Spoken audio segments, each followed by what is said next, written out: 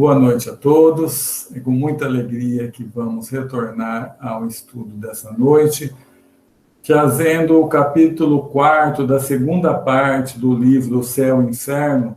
Nessa segunda parte, Kardec denominou de exemplos, onde uma equipe,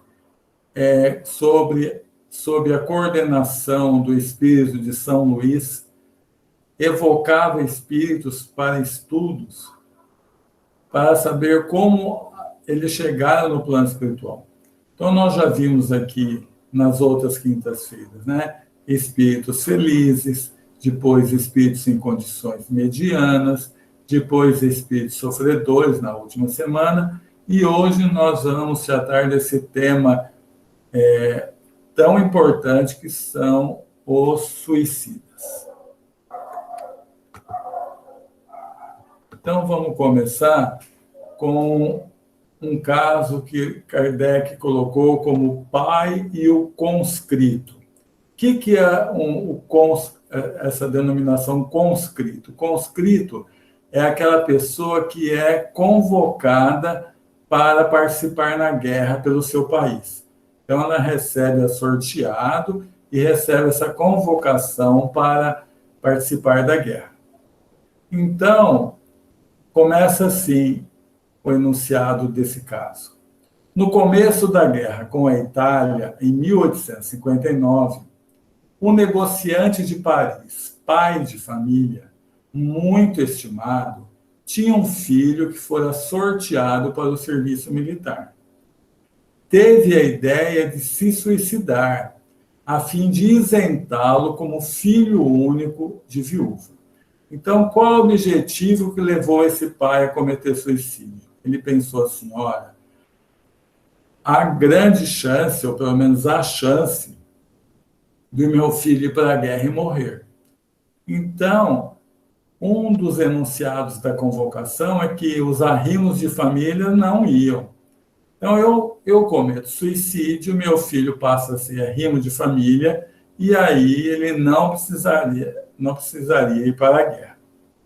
Então, ele foi evocado um ano depois. Então, eles fazem a seguinte pergunta para São Luís. Quereis nos dizer se podemos evocá-lo? Olha o cuidado que essa equipe tinha, sempre perguntando para o coordenador espiritual se aquela evocação não traria prejuízos para o espírito. Porque, apesar do objetivo ser o estudo, o amor ao semelhante é a causa primeira do movimento espírita, da doutrina espírita. Então, a pergunta tem muita razão de ser, e São Luís falou, sim, pode evocar. Ele ficará muito feliz, porque será um pouco aliviado. Então, eles convocaram o pai que tinha cometido suicídio. E ele chegou dizendo, ele escreveu, né? Tá? É psicografia. Obrigado. Eu sofro muito, mas quando ele foi para escrever Deus, ele não conseguiu, porque ele sentiu uma enorme vergonha do ato que ele cometeu. Então, ele escreveu mas e pulou. Ele falou, ali entraria a palavra Deus, né? Eu sofro muito, mas Deus é justo. Entretanto, ele me perdoará. Não conseguiu escrever a palavra Deus. Um pouco para frente, nessa mesma comunicação, a pessoa que estava conversando com ele percebeu isso, que ele hesitou na hora de escrever Deus, não conseguiu, falou, olha, você está com isso, vamos tentar, eu vou te ajudar para você escrever a palavra Deus. Aí, com pouco de dificuldade, com muita dificuldade, ele conseguiu. Aí vem a pergunta para ele, dissestes que sofreis, sem dúvida, errastes ao suicidar. Mas o que o motivou não mereceu nenhuma indulgência? Então, há suicídios e suicídios. Há causas e causas. Então, a pergunta foi a seguinte, olha, o seu objetivo era bom. O que você fez foi um erro, e até grande o erro. Mas você tinha um objetivo bom. Você não teve nenhuma indulgência para por causa disso, ele fala assim, a minha punição será menos longa, mas a ação nem por isso foi menos má. Nesse livro, O Céu e o Inferno, eu procuro sempre tirar um pouco essa palavra punição. Uma ou outra passa. Por quê? Na verdade, Deus não pune. É a própria consequência do ato. Ao tirar a vida antes da época prevista, o corpo está com muito fluido vital ainda. Então, vai haver muitos problemas no desligamento desse espírito. Há esse problema. Fora esse problema, há culpa pelo ato também. Então, tudo isso gera sofrimento. Quer dizer, o sofrimento é uma consequência natural do ato. Logicamente, no caso dele, a própria consciência atenuou. Por que atenuou? Porque o objetivo era bom, mas ele usou um meio muito ruim, e por ele não ter confiado em Deus. Podeis nos descrever o que sofreis? Ele fala o seguinte, sofro duplamente, na minha alma e no meu corpo, embora não o possua mais, como o amputado sofre no membro ausente. Então, ele ainda tinha dores, apesar de, pelo que ele descreve, já não estar mais ligado ao corpo material, seu perispírito, mas aquilo ainda, a própria impressão do ato, porque aquilo fica fixo na mente do espírito, né? Tem uma passagem que Divaldo conta, que uma vez ele viu num jornal que um homem cometeu suicídio em Salvador, pulando na frente do trem. E ele começou a orar para essa pessoa sem conhecê-la. E passou muito tempo, essa pessoa deu uma comunicação no centro onde ele trabalhava, que ele foi lá agradecer ao Divaldo, porque quando aconteceu o fato do suicídio, ele via constantemente o trem batendo nele. Aquele impacto, aquele emocional que ele teve, prendiu naquele momento. Aí, com as orações do Divaldo, começou a ter alguns períodos onde ele ficava livre daquela impressão. E foi aumentando esses períodos até que ele conseguiu livrar-se. Por isso que ele foi lá agradecer ao Divaldo, e para a gente saber da importância de orarmos, principalmente para pessoas que desencarnam numa situação assim não boa. Aí a oração é essencial, não só da família, mas de todos aqueles que puderem ajudar com oração. Então ele fala, embora não possua mais, como o amputado sofre no membro ausente. E sofria também na alma por ter a consciência de que o que ele fez não foi um ato bom. O único motivo de sua ação foi o seu filho ou teve outra causa, né?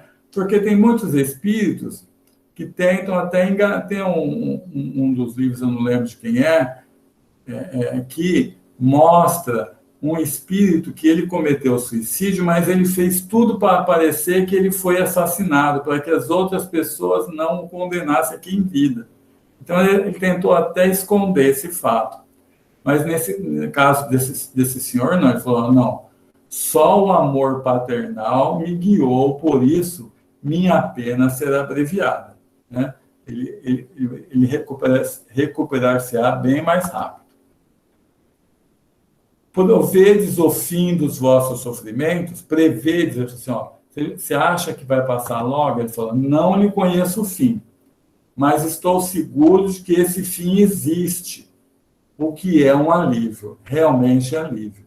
Porque muitas vezes o espírito no plano espiritual sofrendo, ele não tem essa consciência que aquilo lá vai passar, e isso torna o sofrimento muito mais forte. Nós vos sabemos reconhecidos por vir aqui em nosso chamado e pediremos a Deus que estenda a misericórdia sobre vós. Ele falou, sim, se vos aprouver, ou seja, lógico que toda oração vai fazer benefício. para aquele que cometeu suicídio.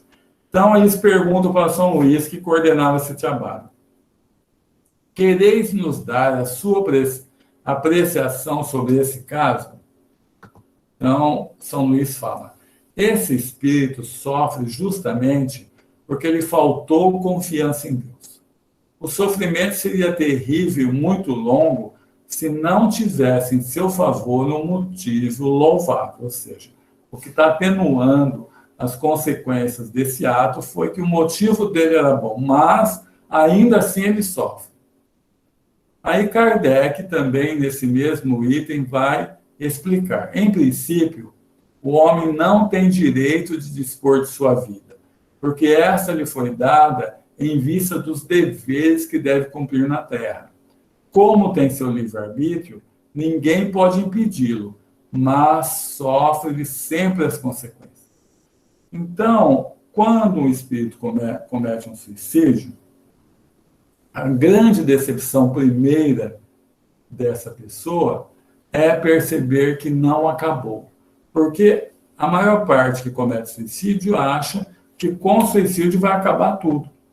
E quando ele chega no plano espiritual, ele vai perceber que não acabou. O que aconteceu foi que o problema se tornou muito mais grave do que era.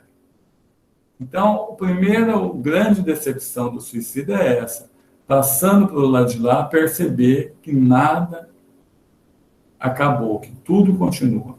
Uma outra coisa que afeta demais é a culpa. Por que a culpa? Porque a encarnação nos é dada para o nosso progresso, para, como o Kardec colocou ali, para servirmos de instrumentos de Deus aqui na Terra, e o maior benefício que Deus pode nos dar é da vida, para que nós possamos progredir e reparar os erros que ainda pesam em nossa consciência. Então, ao chegar lá e perceber que falhamos nisso daí, porque muitas vezes era uma prova que nós mesmos pedimos para passar, a gente tem um problema muito grande da culpa. Além dessa questão que eu já falei, desse aspecto do fluido vital, que torna mais difícil o desligamento do espírito do perispírito com o corpo material. O suicídio, Kardec continua, não consiste somente no ato voluntário que produz a morte instantânea. Está também em tudo que se faz em conhecimento de causa que deva apressar prematuramente a extinção das forças vitais. Então, Kardec está falando aí do suicídio indireto ou suicídio inconsciente. Nós, espíritas, nós temos, pelo estudo que nós temos dentro da doutrina, nós temos mais facilidade em não cair no suicídio direto. Mas, muitas vezes, a gente pode cair no suicídio inconsciente. De que forma? Não só com vícios, não só com uma vida muito desregrada, não. Por exemplo, guardando ódio no coração, não perdoando, guardando mágoa. No momento em que aquilo se torna muito forte, o nosso corpo pode não aguentar. E nós perdemos a vida num infarto, nós perdemos a vida num AVC, nós perdemos a vida em qualquer coisa em que aquele sentimento tão forte nosso negativo pode gerar isso. Então, é muito importante nós tomarmos cuidado. De outra parte, nós já falamos com isso quando tratamos lá do desencarne, no livro Obreiros da Vida Eterna, onde André Luiz vai apresentar o desencarne de 5 pessoas, de uma forma muito detalhada, muito boa. Quando André Luiz estava no velório de Dimas, ele aproximou-se de um dos companheiros espirituais que ajudavam Dimas como médium. Então ele perguntou assim: você já conhece alguma pessoa que fazia o bem nessa terra e chegou não está no plano espiritual após o desencarne de uma forma não boa. Ou seja, ela fazia o bem e ela chegou não boa e falou assim, eu já vi um caso desse. Mas como que foi? Falou, ela é uma mulher. Ela trabalhava no bem o tempo todo.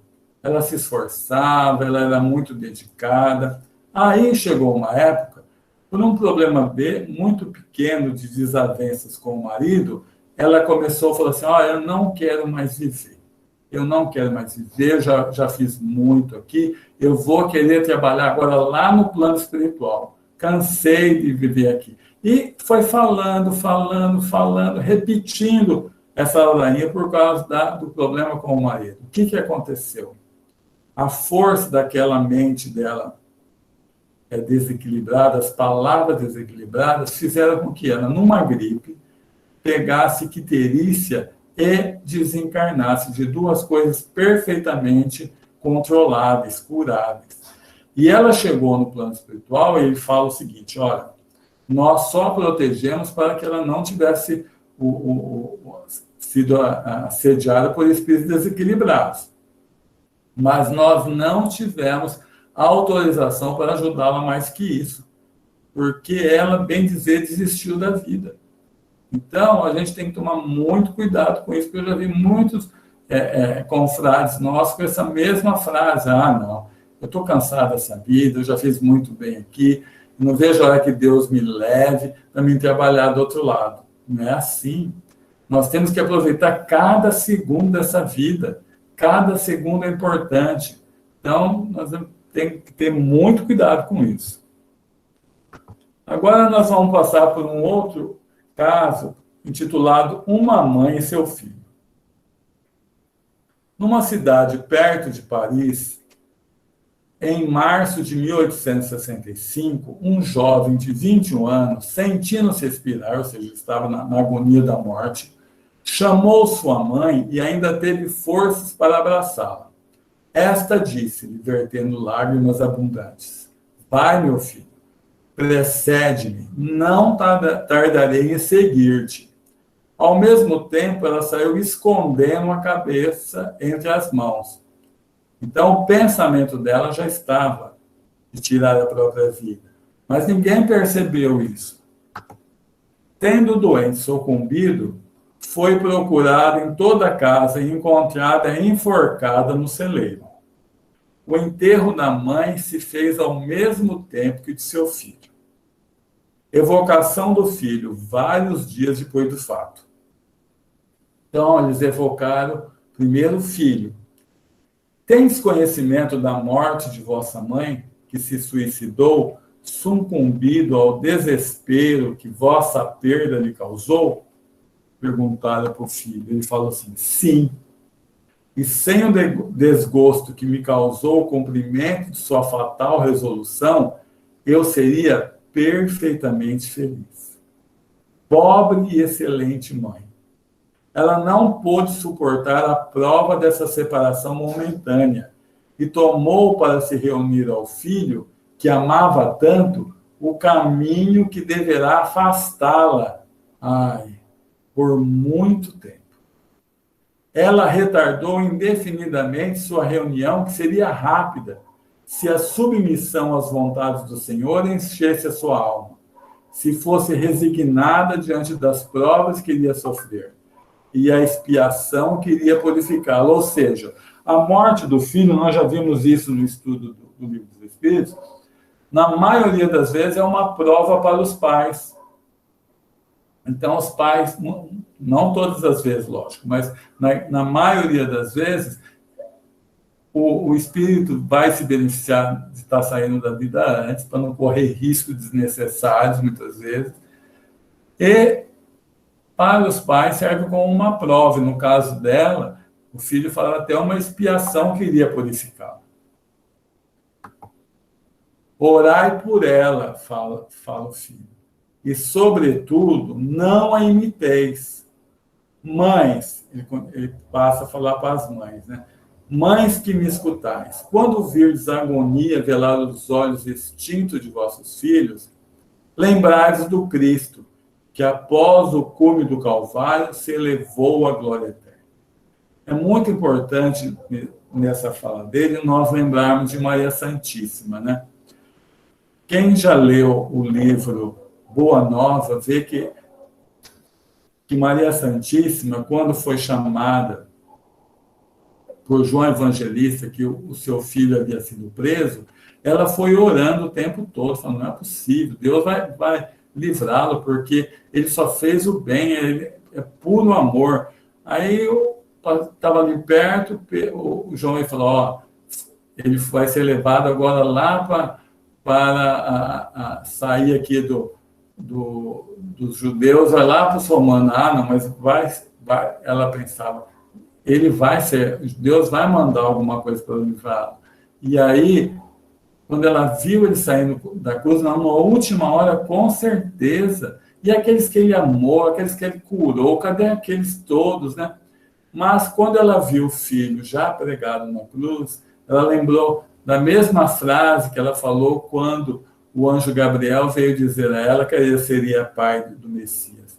Faça-se em mim, faça-se a vontade de Deus na escrava do Senhor. Então, Maria Santíssima, um espírito muito elevado, passou por isso. A gente fala, lembre-se dela nesses momentos, porque ela pode ser a fonte de inspiração para que a gente não caia numa situação dessa.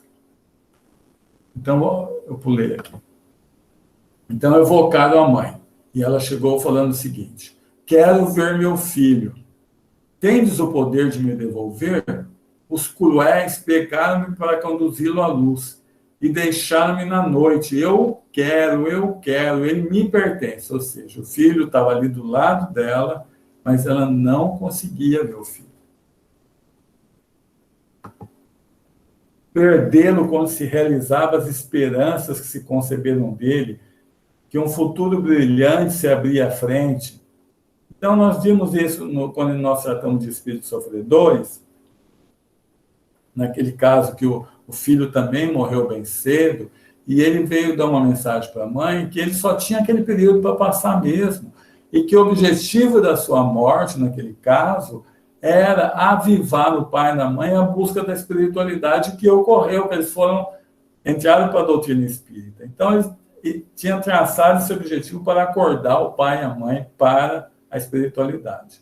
Então, ela continua, Deus não é justo, não é o Deus das mães, não compreende o seu desespero e a sua dor. E quando me dou a morte para não deixar meu filho, me arrebata de novo. Meu filho, onde estás? Olha o desespero de uma mãe. Isso acontece até hoje. Eu lembro ano passado, na nossa região, aconteceu uma situação dessa. Então, nós temos que tomar muito esse cuidado. Você vê, qual o objetivo dela? Ficar perto do filho. Ela conseguiu? Não. Aí que distanciou-se por muito tempo. Então, é muito importante a gente ter e divulgar essas ideias. Aí, quem estava conversando com ela falou o seguinte, pobre mãe, nós nos compadecemos com a vossa dor, mas o suicídio é um crime aos olhos de Deus, e a privação da vida de vosso filho a consequência. Não, eu acreditava Deus melhor que os homens. Eu não crio em seu inferno, mas na reunião das almas que se amam como nos amamos, eu me enganei. Não é o Deus justo e bom, uma vez que não compreendeu a imensidade de minha dor e do meu amor. Quem devolverá meu filho? Perdi-o, pois, para sempre. Piedade, meu Deus. Aí a pessoa que estava conversando com ela falou, acalmai o vosso desespero. Pensar que se há um meio de revir o vosso filho, esse não é blasfemando contra Deus como fazeis. Ela continuou. Disseram-me que não o reveria mais. Compreendi que foi para o paraíso que o conduziram. E eu estou, pois, no inferno, o inferno das mães, ele existe, não o vejo, senão muito. Então, como nós dissemos no início, um dos grandes problemas do suicídio é a pessoa achar que aquilo não tem remédio. E tem. É lógico que o sofrimento é grande. Por isso que a gente tem que mostrar bem essa questão do sofrimento. Mas O arrependimento é muito importante. A oração que se faz para a pessoa é muito importante. Vosso filho, ele fala, não está perdido sem retorno. Crede-me, certamente o revereis, mas é necessário merecê-lo pela vossa submissão à vontade de Deus. Ao passo que pela vossa revolta podeis retardar esse momento indefinidamente. Escutai-me, Deus é infinitamente bom, mas é infinitamente justo. A morte do seu filho era uma prova para a sua resignação. Infelizmente, nela sucumbistes, quando viva, e sucumbis de novo após a morte pela rebeldia. Mas Deus não é inexorável, ou seja, que não volta atrás, que não dá novas chances. Acolhe sempre o arrependimento do culpado. Se aceitasses a prova da separação momentânea, ou seja, está falando para a primeira coisa que tem que fazer, se arrependa do ato. Perceba que não é Deus te punindo, é você mesmo que deu as condições dessa consequência acontecer. O arrependimento vai dar para a sua própria consciência facilidade de você se recuperar e essa distância do seu filho pode, não momentaneamente, é lógico, mas com bem menos tempo acontecer. E se esperais pacientemente que ele aprovesse retirar da terra, na vossa entrada no mundo em que estáis, imediatamente o reveris vossos filhos. Terias a alegria de vê-lo radioso após esse tempo de ausência. É importante, quando nós estamos recebendo, muitas vezes, uma pessoa cometeu suicídio numa reunião mediúnica, a gente ter muita compaixão, ao mesmo tempo, a gente tem que ter um pouquinho como ele está fazendo. Mostrar para o espírito que aquele ato não foi bom, porque senão ele fica revoltado. Então é importante a gente mostrar e, ao mesmo tempo, mostrar que tudo com Deus tem jeito. Não creiais que ele esteja perdido nas profundezas do espaço. Está mais perto de vós do que não o credes. Mas um véu impenetrável oculta a vossa visão. Ele vos vê e vos ama sempre, e geme da triste posição onde vos mergulhou a vossa falta de confiança em Deus. Ele deseja muito momento afortunado de vos mostrar. Só depende de vós apressar ou redartar esse momento. Orai a Deus e dizei comigo. Então, ele começou a orar para que ela também orasse. A gente faz muito isso em reunião mediúnica, né? Quando o espírito está uma situação muito difícil, nós vamos orar juntos, você mentalmente vai repetindo a oração, porque ele vai introjetar a oração. Então ele começou. Meu Deus, perdoai-me por haver duvidado de vossa justiça e de vossa bondade. Se me punistes, reconheço que mereci. Dignai-vos aceitar o meu arrependimento e a minha submissão à vossa santa vontade. Como ela orou, acabou a oração, ela falou, que clarão de esperança vim te fazer luzir em minha alma. Olha, gente, que bênção. Um espírito totalmente desesperado, totalmente revoltado. No momento de uma oração, ele já viu aquele alívio. Ela viu o filho, não. Mas só de ter o alívio, de ter esperança que um dia ela vai rever o filho, já dá uma outra perspectiva para a vida dela. Foi um relâmpago na noite que me cerca. Obrigado. Eu vou orar a Deus. Então, olha o grande trabalho que se pode fazer junto a um espírito que chegou no mundo espiritual via suicídio. Terceiro caso que nós vamos ver hoje é duplo suicídio por amor e dever. Então, esses três casos que nós vamos colocar, vocês percebam que não é um caso assim que a pessoa teve um problema financeiro muito grande, teve um problema de traição, teve um problema, foi pego fazendo uma coisa muito errada. Não, são situações que a pessoa achava que estava fazendo correto. Achava que aquele ato dela não percebeu o quanto era ruim aquele ato. E esse caso que nós vamos ver é muito parecido. Então, baseou-se no relato de um jornal de 13 de junho de 1862. Então, eu coloquei o resumo aí do jornal, falava o seguinte: uma moça de bom aspecto e de caráter era procurada para casamento. Era muito cortejada por muitas pessoas. Entre os aspirantes, ela distinguira o senhor B, que sentira por ela uma viva paixão. Embora ela mesma o amasse muito, acreditou por dever, por respeito filial, render-se aos desejos de seus pais, esposando o senhor D. Ou seja, tinha uma pessoa que ele pôs a inicial do senhor B, gostava muito dela, ela gostava da pessoa, mas os pais queriam que ela casasse com outro, cuja posição social era mais vantajosa, e ela obedeceu aos pais. Só que os senhores B, que ela gostava, e o D, que ela casou, eram amigos íntimos, e não cessavam de se ver, não sei, sempre o marido convidava o senhor B para a sua casa. Então, isso daí só aumentou o problema. Então, o amor mútuo de B com a senhora D não se enfraquecera. E como tentavam comprimi-lo, só aumentava. Ou seja, como eles estavam se vendo direto e tentavam não pensar, isso fazia com que, ao invés de esquecer, aumentasse mais ainda.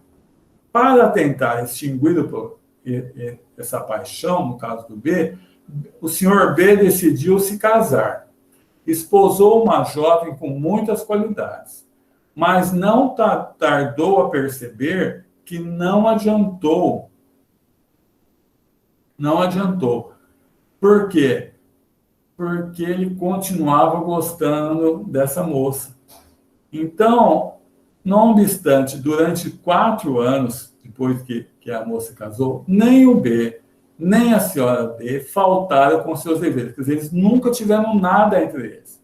É aquele amor platônico de um gostar do outro, mas nunca tiveram nada, nunca efetivamente traíram os companheiros dele.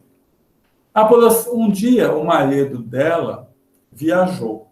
Então, eles se aproximaram fortuitamente. Não foi uma coisa que eles planejaram.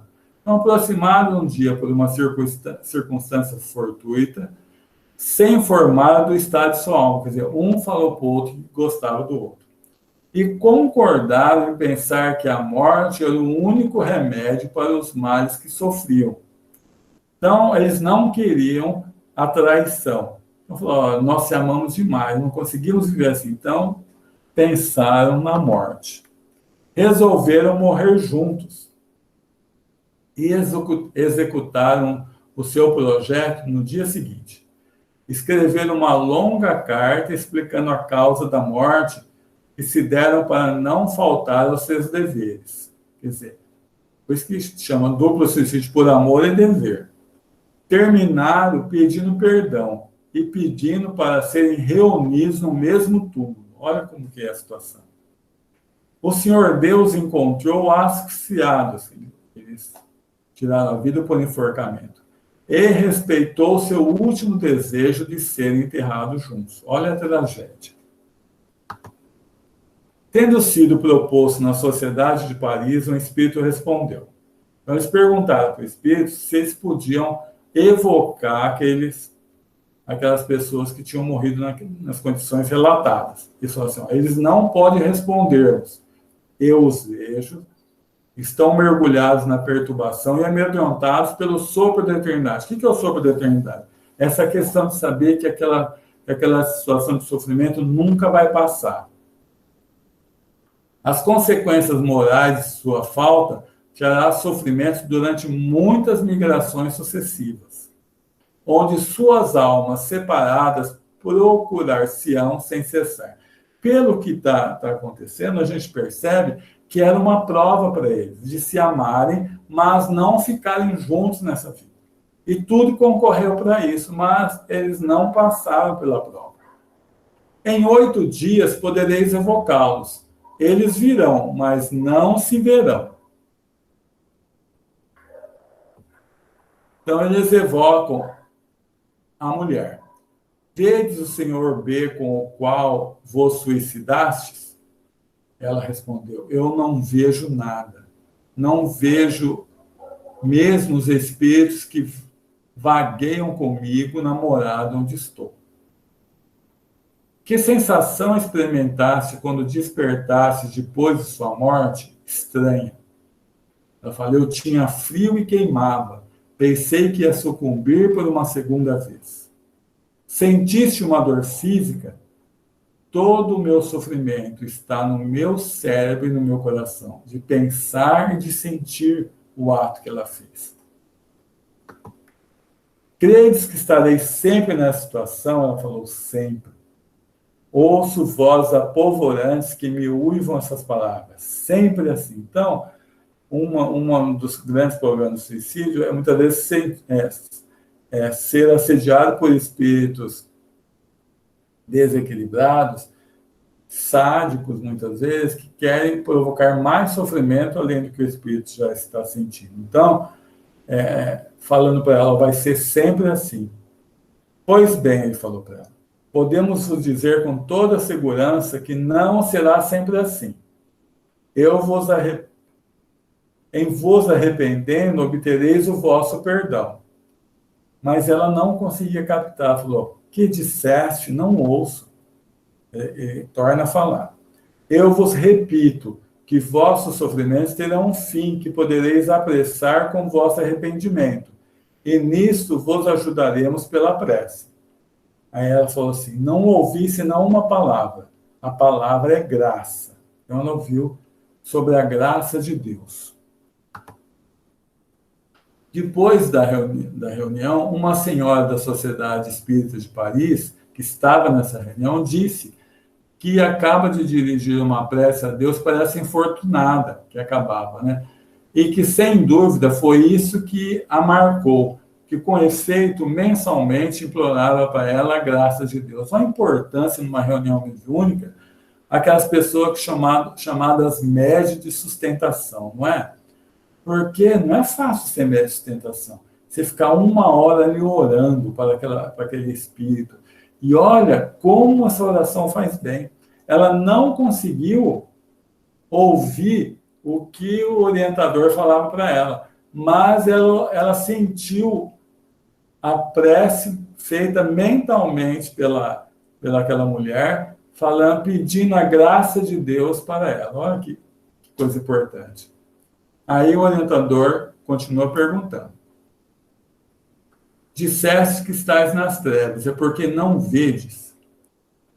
Aí ela responde, permite-me ouvir algumas palavras que pronunciais, mas não vejo senão um crepe negro sobre o qual se desenha certas horas uma cabeça que chora, ou seja, ela não via, a imagem daquela pessoa que ela amava, que amava ela também, o senhor B, ficava como obstruída para a visão dela. Se não vedes o senhor B, não sentis a sua presença junto a vós? Olha como o espírito já está consciente do problema. Ela falou assim, não me falei dele. Devo esquecê-lo num instante, se quero que o crepe se apague a imagem que lhe está sendo traçada. Então, ela percebeu que era importante para ela esquecer aquele fato. Se não fosse aquele fato que eles não conseguiram trabalhar, ela podia ainda ser muito feliz como encarnada. Qual é a sua imagem? De um homem que sofre e cuja existência moral sobre a Terra por longo tempo mantém. Então, você veja, são fatos que podem acontecer com qualquer pessoa. Por isso que a gente tem que sempre estar atento, porque muitas vezes você acha que está fazendo a coisa certa e não está. E por último, nós vamos falar de um suicida chamado Suicida da Samaritana. Em 7 de abril de 1858, um homem de 50 anos, convenientemente vestido, apresentou-se no estabelecimento da Samaritana em Paris. Essa Samaritana devia ser um pouso, tipo de um hotel, um lugar que alugava só para a pessoa tomar um banho. E mandou preparar-lhe um banho. após o que suicidou-se na banheira. Quando a pessoa viu que ele demorava, abriu, ele estava lá com aquele sangue tudo na banheira de água. Evocado 6 dias depois de sua morte, deu as respostas seguintes: onde estáis agora? Ele falou: dizei-me onde estou. Ele não sabia nem onde ele estava. Estais numa assembleia de pessoas que se ocupam de estudos espíritas e que são benevolentes convosco. Dizei-me se vivo eu sufoco no caixão, ou seja, até aquele momento ele estava ligado, o seu perispírito estava ligado no corpo ainda. Que motivo vos levou a suicidar-se? Aí ele falou assim: eu estou morto? Não, eu habito o meu corpo. Não sabeis o quanto sofro, eu me sufoco. Que mão complacente procure me matar. Ou seja, ele falou assim, ó, eu queria que alguém me tirasse a vida, porque eu estou lá sofrendo e uma situação e vivo ainda. Porque não deixasse nenhum traço que pudesse vos reconhecer, porque ele não tinha nenhum documento, ninguém ficou sabendo quem era ele. E eu estou abandonado. Fugi do sofrimento para encontrar a tortura. Tendes agora o mesmo motivo para permanecer desconhecido? Ele falou, sim. Não coloqueis ferro em brasa na ferida que sangra. Ou seja, ele estava fugindo de alguma coisa que aconteceu no lado sentimental, no lado material. Quer vos dizer o vosso nome, idade, profissão, domicílio? Ele falou, não. A tudo não. Nós devemos sempre respeitar isso do espírito. Nós já falamos isso aqui. Antigamente, se falava muito para o espírito, sabe que dia é hoje? Ele falava assim, hoje é 1960. Não, nós estamos em 2021. Ele levava o maior choque. Então, a gente tem que tomar muito cuidado, ter caridade, até no perguntar, para não levar sofrimento desnecessário ao espírito, muitas vezes por pura curiosidade. Tinhas uma família, mulher e filhos? Estava abandonado, nem um ser me amava. Que fizeste para não ser amado por ninguém? Ele falou, quantos são como eu? Um homem pode estar abandonado no meio de uma família quando nenhum coração o ama. No momento de concretizar o seu suicídio, não sentisse nenhuma hesitação. Ele falou, eu tinha sede da morte, esperava o repouso. Que reflexões tiveste no momento em que sentisse a vida extinguir em vós? Eu não refleti, eu senti. Mas a minha vida não está extinta. Minha alma está ligada ao meu corpo. Sinto os vermes que me roem. Então, no Livro dos Espíritos, Kardec até trata disso. Por exemplo, o perispírito não tem sensações.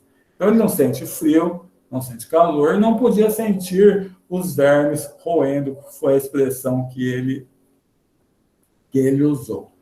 Mas, só de perceber os vermes ali, é como ele sabe que eles estão ali, ele sentia a dor. Então, a dor é mental, mas é como se ele estivesse realmente sentindo a dor no corpo espiritual. O momento em que a vida se extinguia em vós foi doloroso? Ele falou, menos doloroso que depois. Só o corpo sofreu. Nós já vimos aqui diversas vezes.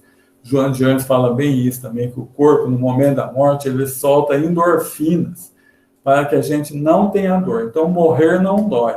Agora, o que ele estava tendo são dores aparentemente físicas, mas eram mentais, mas para ele tinha a mesma conotação da dor física de ver o corpo ali sendo deteriorando, né? Junto e ele ligado a ele. Então, eu terminei. Nós temos 12 minutos ainda. Quem tiver alguma pergunta, quem tiver alguma colocação, alguma coisa que possa ajudar, fique à vontade.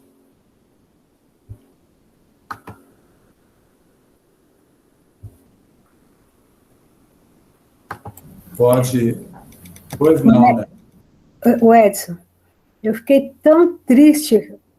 Aquela senhora que faleceu mês passado aqui em Marília, que suicidou, que tinha 80 e poucos anos. Eu fiquei pensando, faltava tão pouco tempo para ela partir, não conseguiu esperar. Também eu não sei da história da vida dela, nada, só ouvi a notícia. Falei, o que será que se passou com aquela criatura para fazer esse ato de desespero no final da existência? Então, né? Tem uma palestra daquele Jacó de Mello, que escreveu aquele livro O Passe, chamada O Suicida Pede Ajuda. Então, nós temos que tomar, por isso que se divulga muito nos cursos, né? Tem gente que fala assim, ó, quem fala de suicídio não comete suicídio, não comete, sim. Então, a gente tem que estar sempre atento, porque muitas vezes nós podemos ser instrumentos na mão de Deus. Vou contar uma historinha bem rápida. Um dia, saindo da reunião de gestante da comunidade Eurício Barçanufo, fechamos lá, até hoje é meio escuro na frente, aquele tempo era mais. Estava conversando 5, 6 pessoas, Lídia, Luci, eu, Lavac, mais umas 2, 3 pessoas. Passou uma moça assim, descendo, passando em frente da comunidade, descendo a Via Expressa. Eu nem vi essa moça. Quem estava ali, se viu, não falou nada. De repente, a Lídia saiu correndo. E segurou a moça a uns 60 metros lá para baixo. Aí sentaram no murinho e ficaram uma meia hora lá conversando. E nós lá em cima, esperando, sem saber o que estava acontecendo. De repente, sobe a Lídia com a moça voltou lá de onde veio. Falou, Lídia, o que aconteceu? O que aconteceu? A moça estava passando, eu falei, nossa, essa moça já foi nossa gestante carente aqui. E veio na minha mente, o que ela está fazendo essa hora ainda lá para baixo? A moça ia cometer suicídio, lá está um pé. E ela saiu correndo e segurou a moça e tirou conseguiu convencer a não fazê-lo. Então, nesses momentos, nós temos um livre-arbítrio. Então, se nós insistirmos, a gente acaba conseguindo, porque Deus respeita muito o nosso livre-arbítrio. Mas Ele sempre manda ajuda. E muitas vezes, nós podemos ser instrumento dessa ajuda. No livro do Sexo e Destino de André Luiz, tinha uma moça querendo suicidar-se, e os espíritos ficavam muito agoniados, porque eles tentavam diversos encarnados para ajudar, mas todo mundo só estava com pensamento de coisas materiais e sexo. Nenhum conseguia se ligar a Deus. Qualquer ligaçãozinha a Deus, eles iam conseguir penetrar na mente do encarnado e intuí-lo a socorrer aquela pessoa. Então, muitas vezes, nós podemos ser instrumentos de Deus. Já pensou que bênção um dia que a gente consiga fazer isso, ser instrumento de Deus para que outra pessoa não cometa suicídio? Então, esse caso, Nete, ore muito por ela. Talvez no momento de desespero, né, que ela possa ser socorrida nesse... É uma coisa da gente ficar muito triste mesmo, porque a quase de 1 ano, 2 anos, ela chegar tão bem no plano espiritual, né, Nete? Você tem razão. Obrigado, viu, Nete?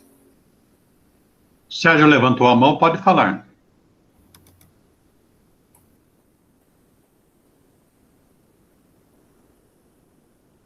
Sérgio. Pois não, Sérgio. Há 2 dias atrás, mais um suicídio em Marília. Uma professora suicidou-se na casa dela, se enforcou. Eu tenho sempre essa curiosidade, nunca te perguntei. Você tem uma ideia por que Marília tem tanto suicídio? Se não me engano, é a capital do interior de suicídio. Não, eu não sei, não, Sérgio. Eu sei que no próprio movimento espírita, o ano passado, retrasado, o Sérgio, o Alexandre e a Marília fizeram diversas palestras. Nós temos duas psicólogas aqui em Marília Espíritas, que atendem 2 dias por semana à tarde, de graça, virtualmente, todas as pessoas que estão passando assim, por momentos difíceis, porque esta pandemia aguça, né, o desespero. Então, eu já mandei diversas pessoas que procuram ajuda via Amor Exigente, via Centro, eu já mando o Facebook dessas 2 pessoas que me fogem o nome agora, que tem são instrumentos de Deus no levar ao alívio.